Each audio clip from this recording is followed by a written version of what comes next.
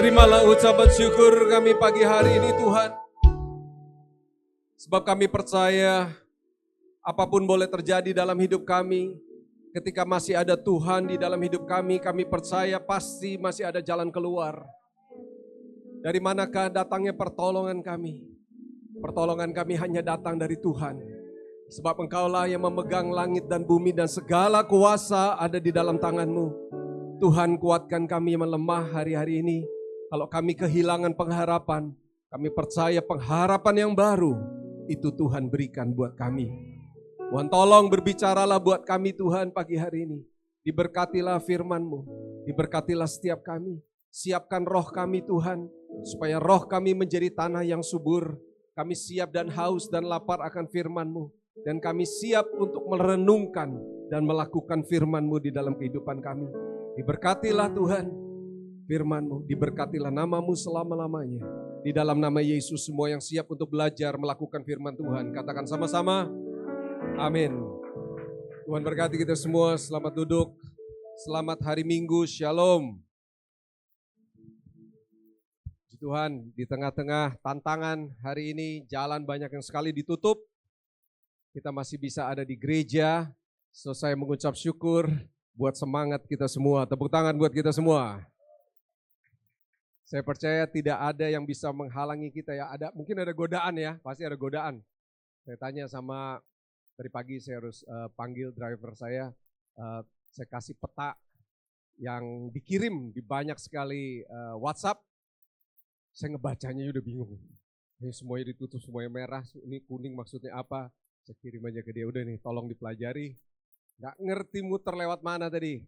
Singkat ceritanya pokoknya keluar-keluar udah di tol dan sampai di sini. Saya udah bilang Pak Gem nih izin ya, waktunya agak mepet nih tibanya nih. Tapi bersyukur bahwa hari ini kita semua ada di tempat ini. Katakan amin. Bapak saudara sekalian, saya mau ada sebuah cerita.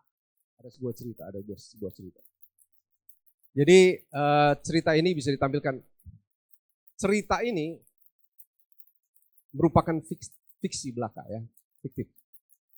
Jika ada kesamaan nama tokoh, nama tempat, kejadian ataupun cerita itu adalah apa saudara? Kebetulan ya, dan tidak ada di dalam unsur kesengajaan.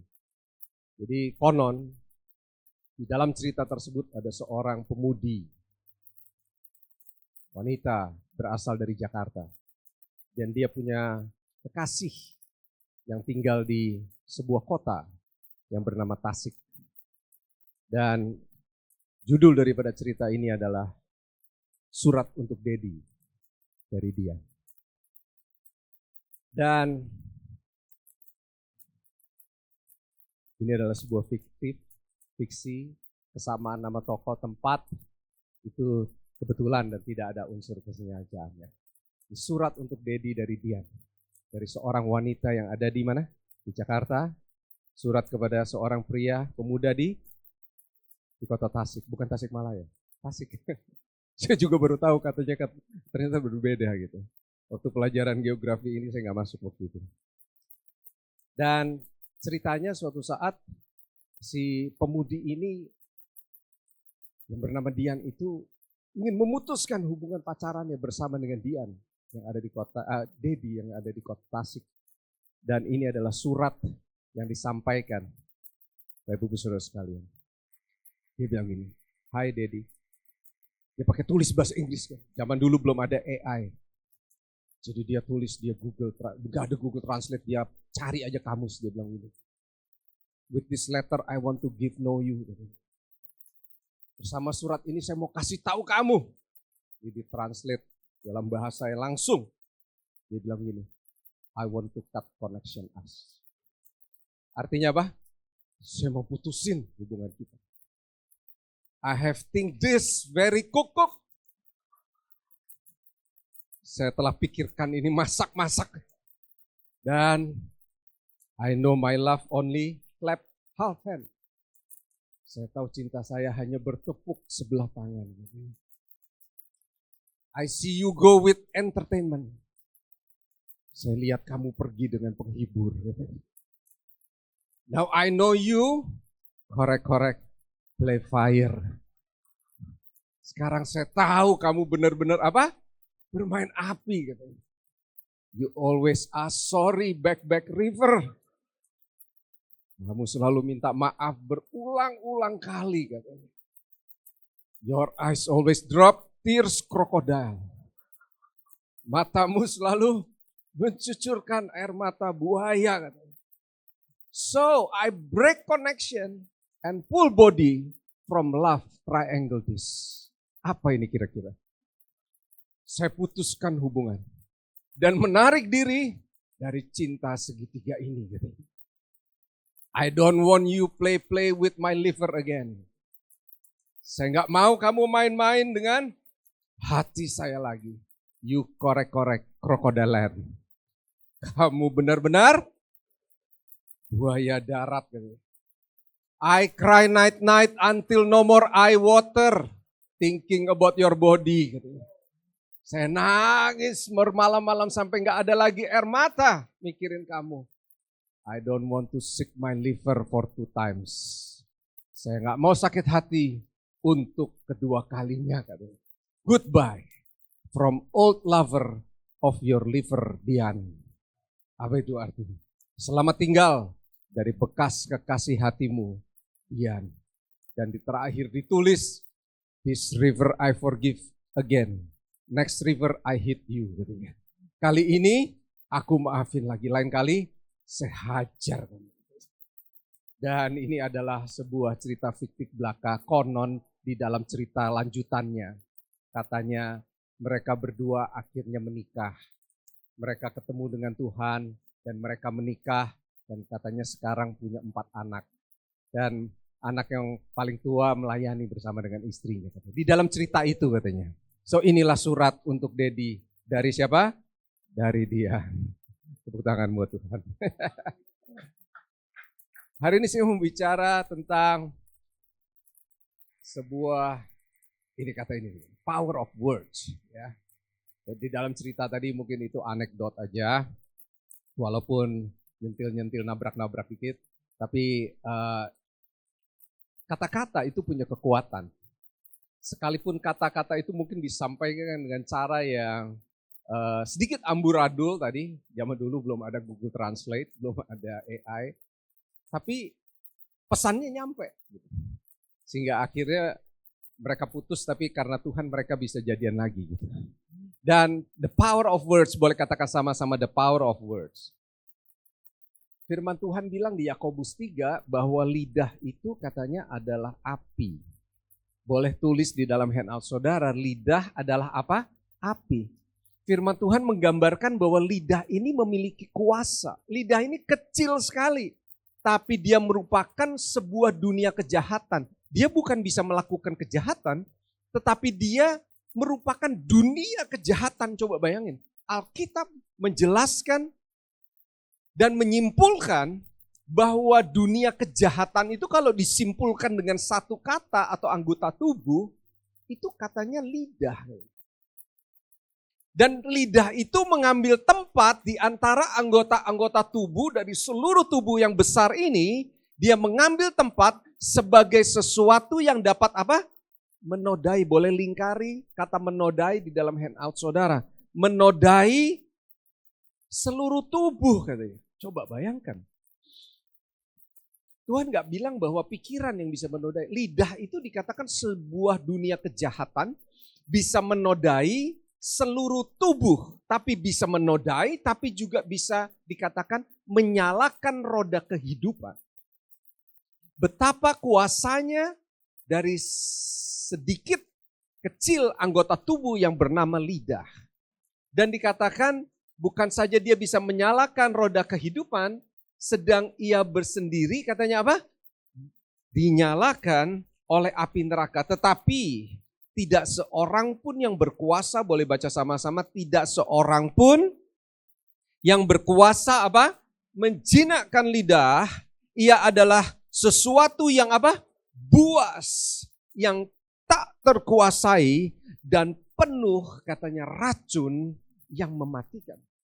Betapa kalau kita bisa melihat berbahayanya sebuah anggota tubuh yang bernama lidah. Boleh katakan sama-sama sangat berbahaya.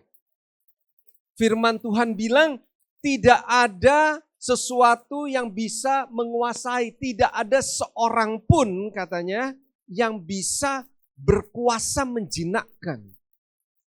Ini firman Tuhan. Betapa berkuasanya. Kalau lidah ini bisa mematikan katanya. Saya percaya bukan saja mematikan orang lain.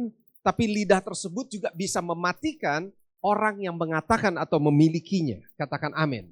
Untuk itu hari-hari ini firman Tuhan bilang tidak ada satu orang pun yang dapat berkuasa katanya menjinakkan lidah itu. Makanya kenapa firman Tuhan bilang kita ini kalau nggak diselamatkan, kita ini manusia yang terkutuk.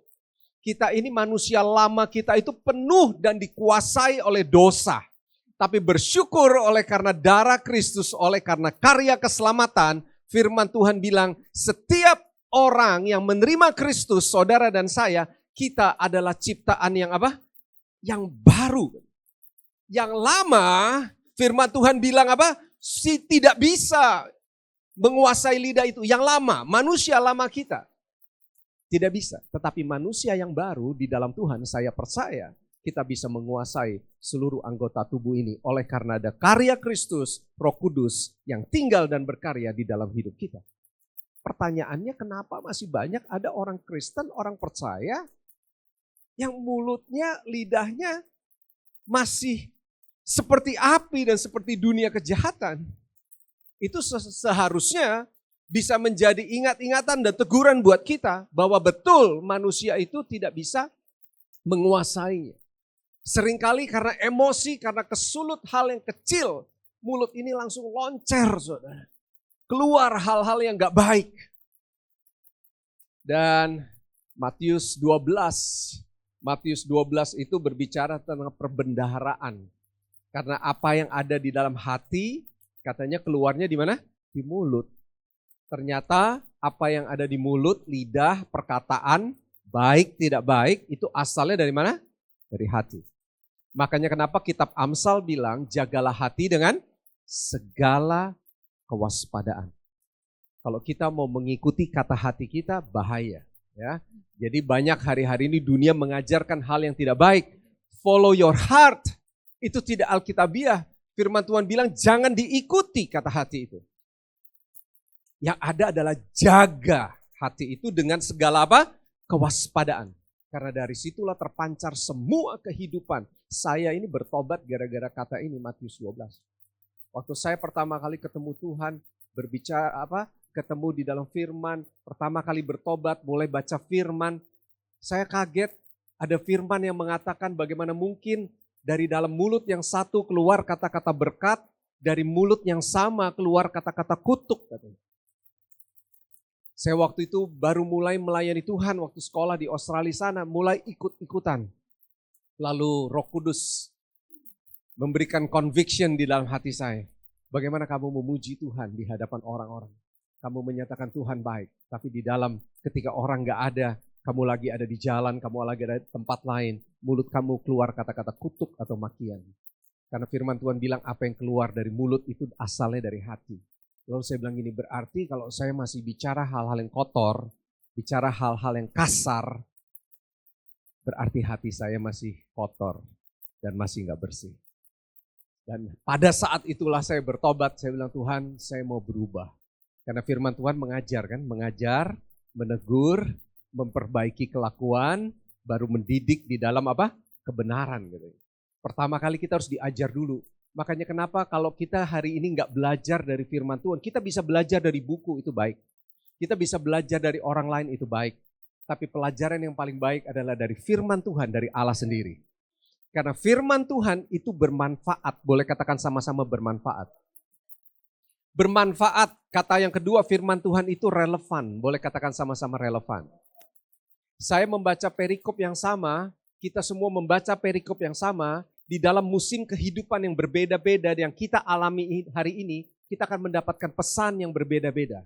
Kenapa? Karena Tuhan itu relevan dengan kehidupan kita. Kita membaca satu perikop yang sama, kita bisa mendapatkan pesan yang berbeda-beda. Kita akan diajar mengenai hal yang berbeda-beda, katakan amin. Kita akan ditegur dengan hal yang berbeda. Karena setiap orang memiliki hal yang harus ditegur berbeda juga.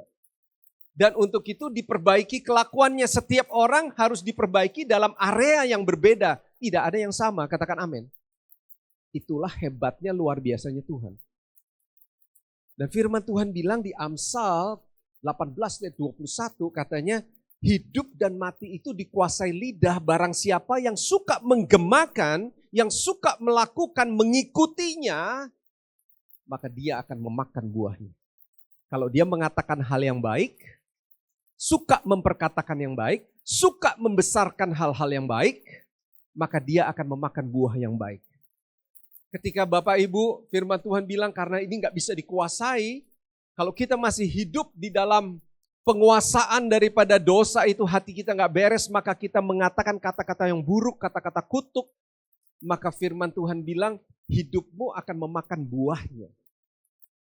Pilihannya ada di kita. Apakah kita di dalam kehidupan ini mau melihat hal-hal yang baik, mau menikmati hal-hal yang baik?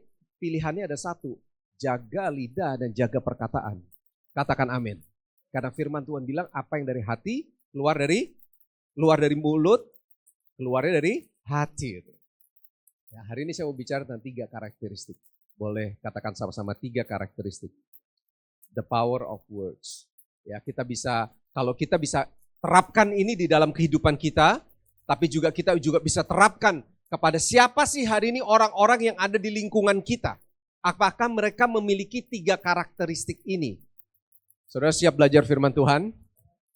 Bapak Ibu Saudara, Markus 12, ini firman yang kita baca dari DBR. Saya mendapatkan, waktu saya baca saya mendapatkan revelation. Walaupun saya punya hal yang lain tadi saya udah siapin, tapi ini Markus 12 ini bacaan dari DBR. Saya lihat relevan sekali, karena saya sama istri lagi banyak sekali berbicara tentang belakangan ini.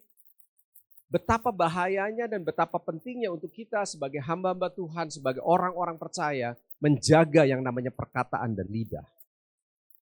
Hari-hari ini kita sering mendengar kata toxic. Toxic itu bahaya sekali, itu racun. Racun itu seringkali saudara tidak dirasakan, tapi dampaknya menjalar kemana-mana dan sangat merusak dan bahkan bisa membunuh. 3 karakteristik ini bisa kita pelajari dari perkataan pada saat itu kepala-kepala imam dan orang-orang Farisi kepada Yesus. Dia bilang begini, kemudian disuruhlah karena dia mau menjebak, disuruhlah beberapa orang Farisi dan orang Herodian kepada Yesus untuk apa?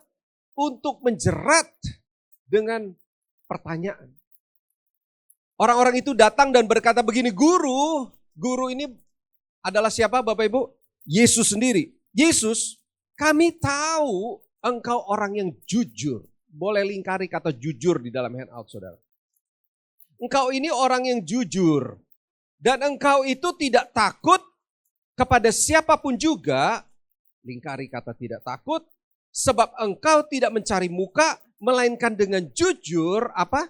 Mengajar jalan Allah. Dengan segala kejujuran. Apakah diperbolehkan, ini pertanyaannya, jebakannya.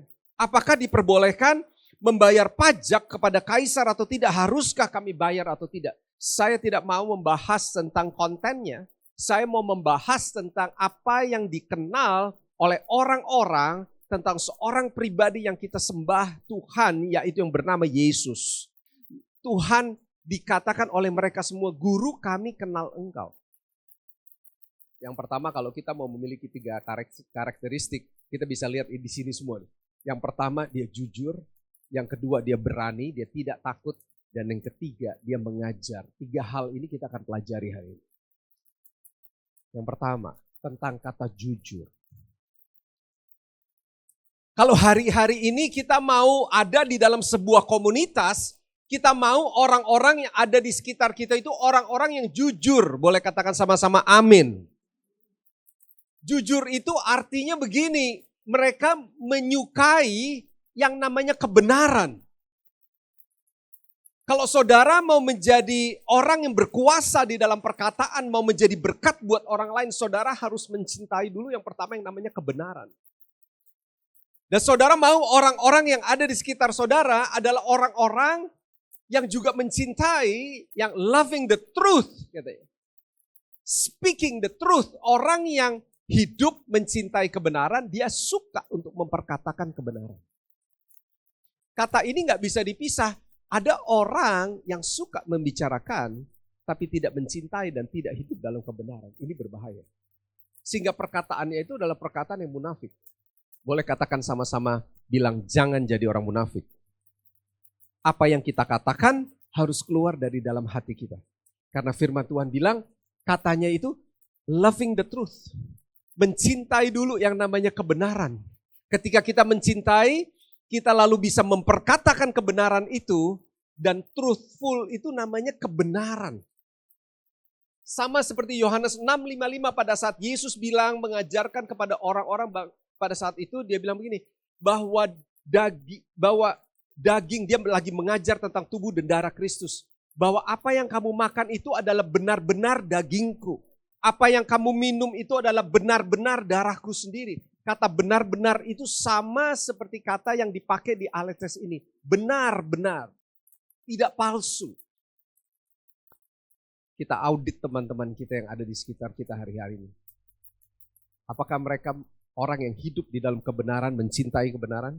Apakah mereka orang yang memperkatakan kebenaran itu? Bapak Ibu Saudara sekalian, suatu saat Yesus, kita tahu ya, Yairus kepala rumah ibadat pada saat itu anaknya mati. Dan di tengah jalan pada saat itu Yairus disamperin sama banyak orang. Udah anakmu udah mati, gak perlu ngerepotin siapa? Guru lagi. Dan lalu Tuhan bilang pada saat itu, tenang saja, tetap percaya. Dan ketika ia sampai di rumah, Yesus melihat semua orang lagi menangis. Bapak Ibu bisa, di situ ada gak di dalam handout Bapak Ibu Saudara sekalian? Iya, dilingkari itu kata menangis. Mereka sedang menangis, mereka sedang meratapi anak itu. Akan tetapi Yesus bilang begini, jangan nangis. Dia tidak mati, tetapi tidur. Lihat ada orang-orang di situ yang meratapi dan menangis, tiba-tiba berubah menjadi mereka lalu apa? Mentertawakan. Ternyata ada orang-orang yang hadir, yang jujur, ternyata jujurnya salah. Itu fake, itu yang namanya munafik. Mereka terkesan sedih, tetapi ketika Yesus menyampaikan kebenaran bahwa mereka tidak mati, anak ini tidak mati, mereka ketawa. Mereka bukannya bersimpati dan mendukung. Ya, kami percaya anak ini tidak mati. Anak ini bisa bangkit lagi karena guru ada di sini, karena Yesus, karena Tuhan ada di sini. Dari orang yang meratapi dan orang yang menangis, tiba-tiba mereka mentertawakan. Bagaimana dengan teman-teman Ayub? Teman-teman Ayub juga sama, Bapak Ibu Saudara sekalian.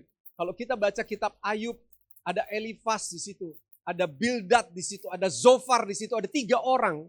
Kalau Bapak Ibu baca daripada Ayub pasalnya yang kedua, pada saat mereka mendengar bahwa Ayub mengalami kemalangan, pada saat itu mereka datang. Ada 3 orang teman dekat daripada Ayub yang pada saat itu datang. Dikatakan bahwa mereka bersimpati bersama-sama dengan Ayub. Mereka meratap selama 7 hari, meratap berkabung bersama-sama. Bahkan mereka taruh ada debu di atas kepala mereka, tanda perkabungan pada saat itu. Mereka meratap. Tapi kalau kita baca pasal 3, 4, 5 sampai dengan yang ke-40, kita bisa melihat setelah mereka diam, setelah mereka terlihat bersimpati, ternyata mereka mulai memperkatakan kata-kata judgment, penghakiman kepada seseorang yang benar yang bernama Ayub. Dia bilang, Ayub, sesungguhnya kamu alami ini karena apa? Kamu berdosa sih. Coba bayangin. Orang yang lagi, dia jujur sih. Jujur memperkatakan apa yang ada di dalam hati mereka. Tapi mereka tidak hidup di dalam kebenaran. Apakah Bapak Ibu mau memiliki komunitas yang seperti ini? Menyampaikan judgment, bukan pengajaran. Menyampaikan, tapi jujur. Nggak diumpetin, tapi jujur dalam hal yang salah. Tidak didasari dengan karena mereka mencintai kebenaran dan memperkatakan kebenaran. Dia menuduh Ayub, kamu berdosa di hadapan Tuhan. Kalau kita maju fast forward ke Ayub 42 di ujung. Sebelum daripada Tuhan memulihkan keadaan Ayub pada saat itu. Tuhan menegur ketiga orang daripada sahabat Ayub tersebut. Semuanya ditegur, dia bilang, kalian ini berdosa, kalian ini jahat, tidak seperti hambaku. Untuk itu kamu harus membakar korban persembahan, minta hambaku Ayub berdoa buat kalian semua. Bapak Ibu Saudara sekalian, hati-hati dengan teman-teman yang ada di sekitar kita. Mereka bisa saja memberitakan atau menyampaikan kata-kata dalam tanda kutip kebenaran yang dianut oleh dunia ini. Kan lu udah dipukuli, kan lu udah disakiti, balas. Kan kalau orang baik, kita harus berbuat lebih baik. Kalau orang jahati kita, maka kita harus berbuat lebih jahat. Dulu saya punya prinsip itu dalam hidup. Dulu, saya nggak tahu dapat dari mana itu. Saya begitu. Saya merasa saya baik, tapi kalau lu jahat, waduh, saya bisa jahat sekali. Dulu tuh waktu zaman masih kuliah, belum kenal Tuhan. Tapi itu adalah kebenaran yang dianut oleh dunia. Kalau udah tidak ada kecocokan, gak apa-apa, pisah aja rumah tangga. Makanya di dalam kalau orang perceraian itu ada satu kata, udah perbedaan yang udah gak bisa lagi direkonsiliasi. Perbedaan yang udah gak bisa lagi. Itu sangat amat berbahaya. Kita memerlukan teman-teman di sekitar kita, orang-orang di sekitar kita, yang berani mencintai kebenaran dan hidup di dalam kebenaran dan menyampaikan kebenaran itu. Katakan amin, dengan jujur. Begitu juga Bapak Ibu Saudara sekalian. Begitu juga saya.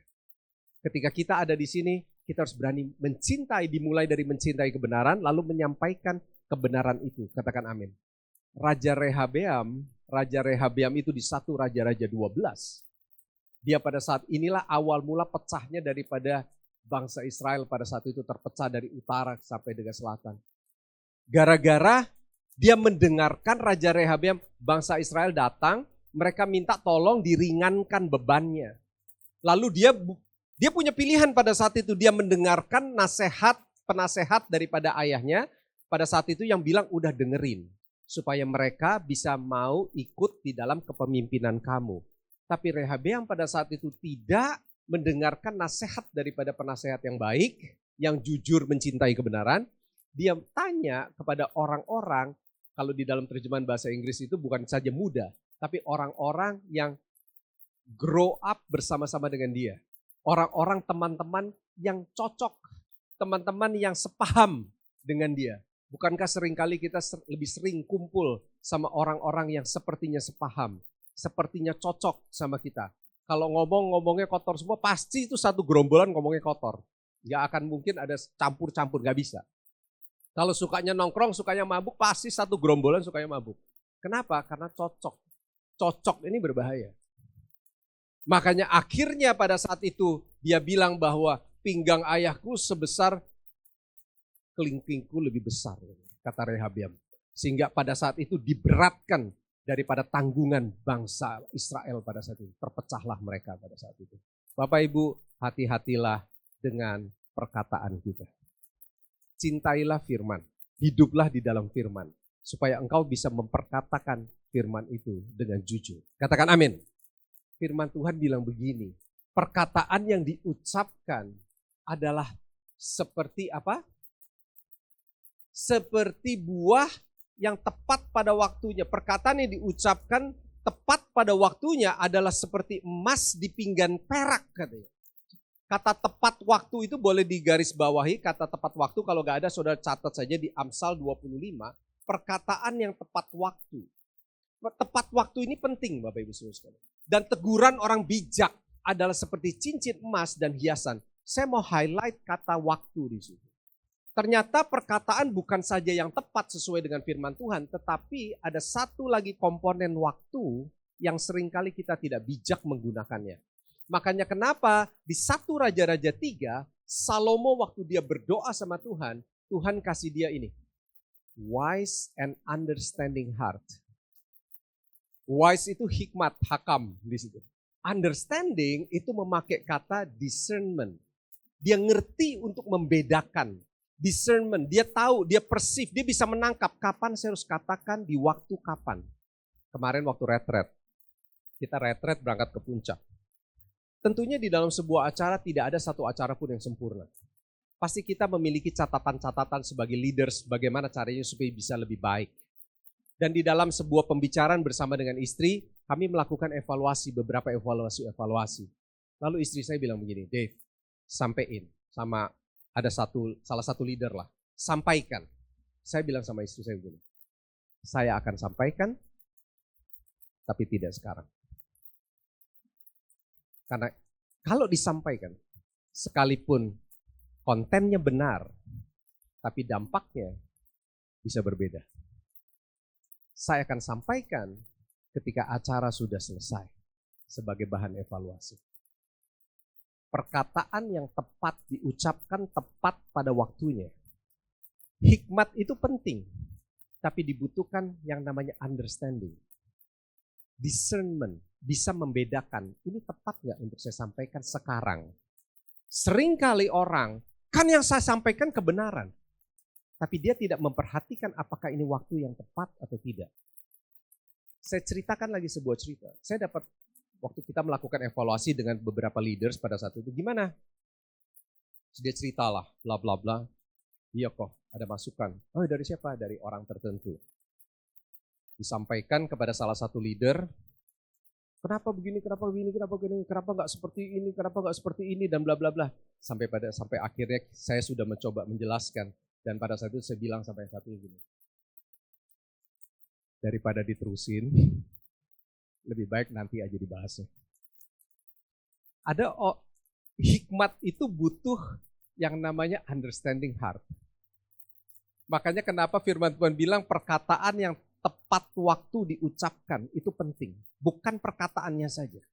So, saya mau pesan sama saudara, berhati-hatilah di dalam ketika kita berkomunitas, sekalipun kita menyampaikan hal kebenaran, maka apakah tepat untuk disampaikan saat itu? Kita butuh hikmat dari Tuhan. Katakan amin. Hal yang kedua, firman Tuhan bilang, kamu itu bukan saja jujur Tuhan, tapi engkau tidak takut dan engkau tidak mencari muka. Engkau tidak takut kepada siapapun juga dan tidak mencari muka.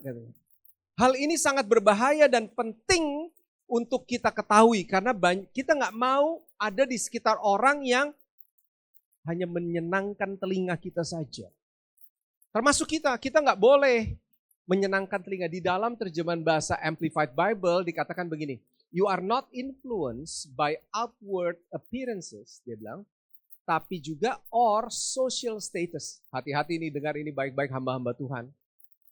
Seringkali kita berhadapan dengan orang-orang yang memiliki status sosial yang lebih tinggi di bawah kita. Seringkali jebakannya adalah kita berani memperkatakan hal-hal yang baik bersifat teguran atau masukan lebih gampang, lebih mudah kepada orang-orang yang status sosialnya di bawah kita daripada orang-orang yang memiliki status sosial yang di atas kita. Tuhan Yesus dikatakan engkau bukan saja jujur, engkau mencintai kebenaran dan engkau mengatakan kebenaran, tapi engkau juga tidak takut kepada siapapun juga, mau itu kepala, Taurat, imam, mau orang Farisi, dia akan menyampaikan kebenaran dengan cara yang benar dan juga dia tidak pernah mencari muka kepada siapapun. So hati-hatilah di dalam kita berkomunitas, the power of words penting untuk kita memiliki karakteristik ini. Katakan amin. Karena itu firman Tuhan bilang, nasihatilah seorang akan yang lain dan saling membangun. Kata nasihati seorang akan yang lain dan saling membangun ini lintas generasi, lintas status. Bukan berarti kalau kepada status yang bawah kita lakukan ini, tetapi kita tidak berani menasehati orang yang di atas kita. Beberapa kali saya berbicara sama orang tua saya, ibu saya lah sebutlah. Karena kan biar gimana pun ini kan kadang-kadang kan ini ibu, ini anak status kan. Tapi sedangkan kita di pelayanan, kita sama-sama di pelayanan. Terkadang saya harus menyampaikan hal ini, saya bungkus dengan ini, Mam, saya sampaikan ini sebagai hamba Tuhan, sebagai rekan pelayanan, bukan sebagai anak. Saya posisikan diri saya, karena kata menasehati dan saling membangun ini, seringkali yang menjadi jebakan adalah status sosial dan kondisi, bos, bawahan, itu seringkali bisa menjadi faktor yang sangat penting. Hati-hati. Amsal 10 ayat 20 bilang apa? Lidah orang benar itu seperti perak.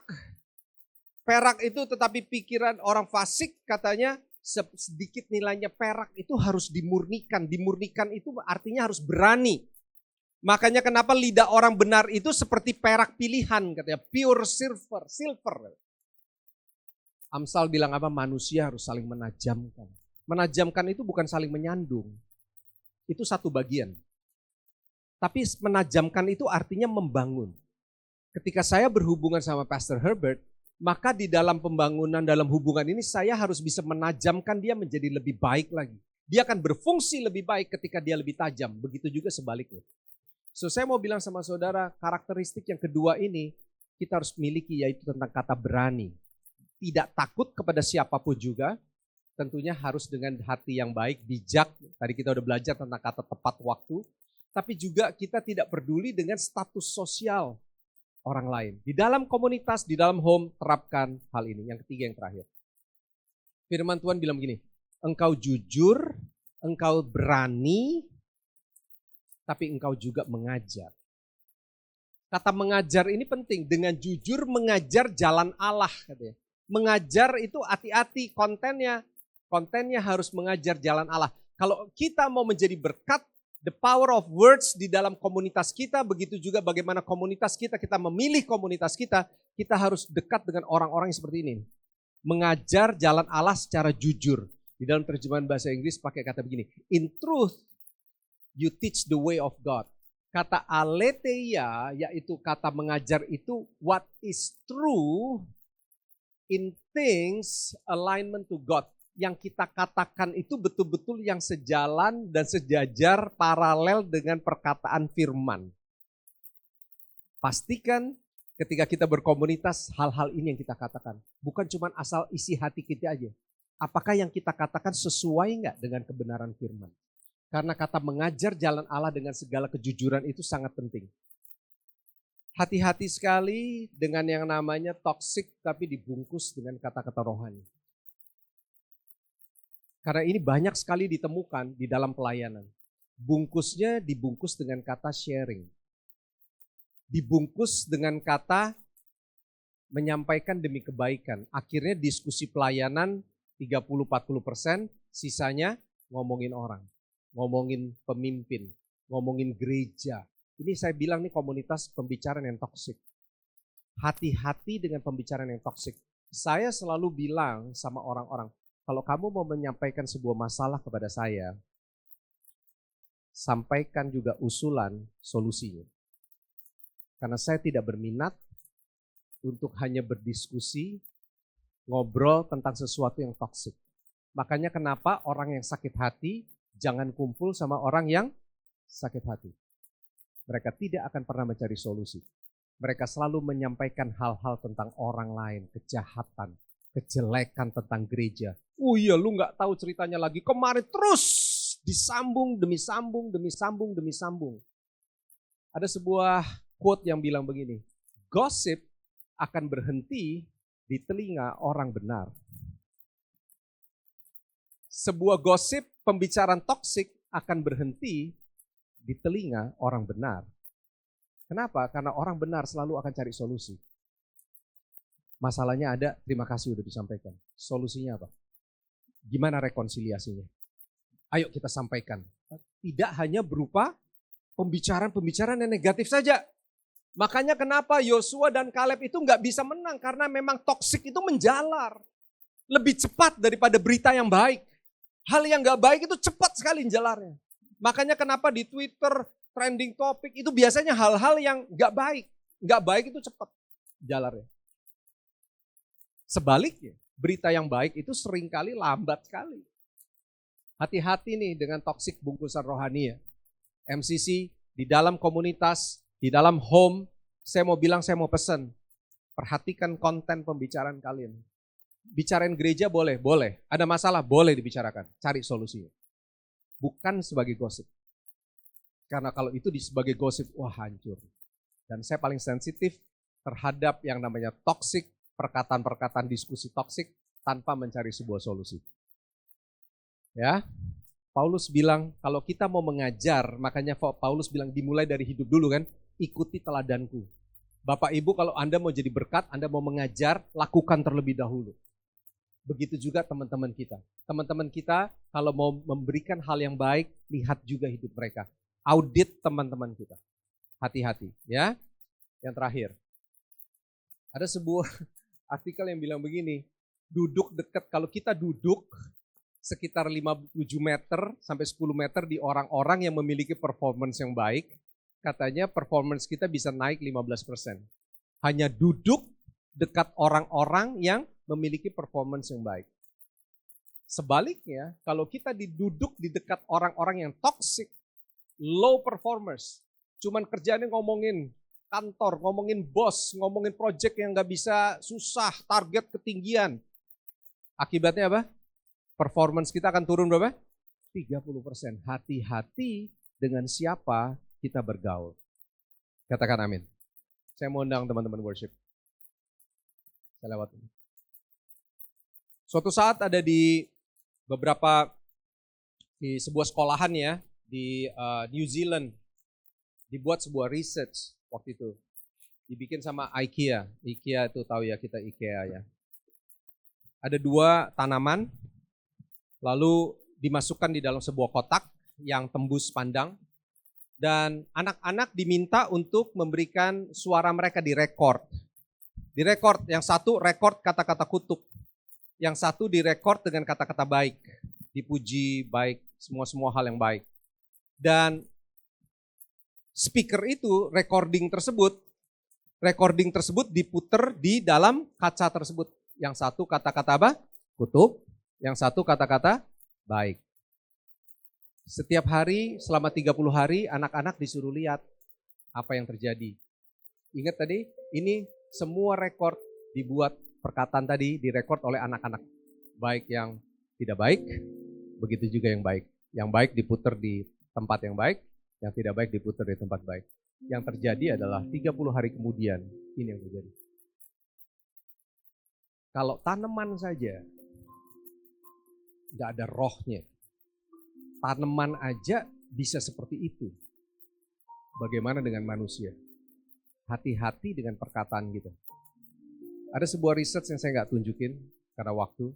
Research mengatakan bahwa ketika kita mengatakan kata-kata yang jelek, negatif, itu bisa mempengaruhi struktur otak kita dan akhirnya mengakibatkan kecemasan dan bahkan mengakibatkan stres di dalam jangka panjang. Sebuah perkataan yang negatif. Saudara ini ambil fotonya aja ya, nanti saudara baca di rumah ya. Ambil fotonya aja, nanti baca di rumah. Sebuah kata negatif itu bisa melepaskan hormon stres yang luar biasa. Sesuai research-nya, perkataan atau pemikiran yang positif katanya itu bisa merubah itu semua. Betapa firman Tuhan itu benar. Makanya kenapa Tuhan bilang apa? Pikirkan semua hal yang manis. Pikirkan semua hal yang baik.